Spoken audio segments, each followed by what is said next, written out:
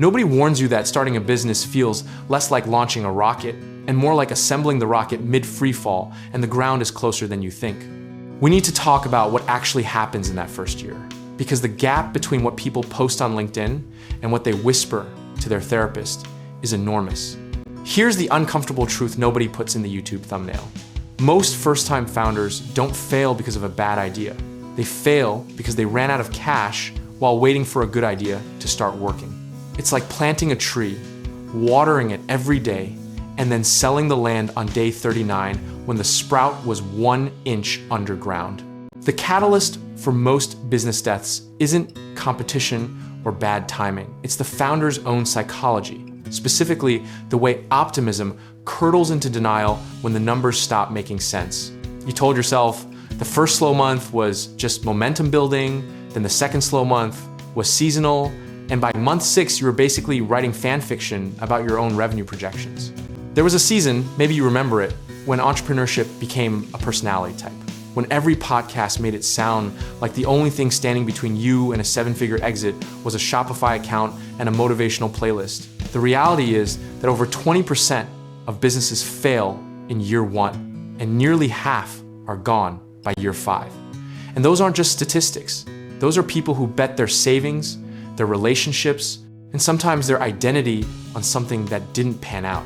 What nobody tells you is that cash flow and profit are two completely different animals, and confusing them is like thinking your checking account balance is the same as your net worth. You can be technically profitable on paper while your actual bank account is running on fumes and vibes. History keeps rhyming here. Every generation of entrepreneurs rediscovers that the unsexy operational stuff, the invoicing, the collections, the vendor terms, the payroll timing, is what actually determines survival, not the vision. The dot-com era, the 2008 small business collapse, the post-COVID correction, different movies, same screenplay, and the protagonist always underestimates Act 2. Here's the misconception that needs a funeral. The idea that if your product is good enough, customers will find you. Marketing isn't a vanity expense, it's oxygen. And you don't realize you need more of it until you're already lightheaded. Another myth worth burying is that you need to go all in, burn the boats, quit your job dramatically, and suffer for the dream. Some of the most durable businesses in history were built in evenings and weekends by people who kept their day job until the side income replaced it twice over. Moderate risk isn't timidity. It's actually the strategy that lets you stay in the game long enough to get good at it. The practical lesson that compounds fastest is this: track your numbers weekly, not quarterly, because quarterly is just monthly denial with better formatting. Set a runway number, the minimum cash you need to operate for 90 days, and treat it like a hard floor you never touch. Because once you start borrowing from your own safety net, the math gets terrifying very fast. Process beats passion every single time. And that's not a pessimistic take. It's the most optimistic thing anyone can tell a founder. Passion gets you started, systems get you paid, and the founders who build repeatable processes in month 3 are still around in year 5, while the passionate improvisers are posting lessons learned threads on Twitter. There's a beautiful absurdity in the fact that the business skills schools don't teach negotiating, reading people, managing your own fear, knowing when to quit a product line are the exact skills that determine everything. You spent 4 years learning theory and 0 hours learning how to have a hard conversation with a vendor who owes you money. Size your risks like you size your bets. Never put a position on that.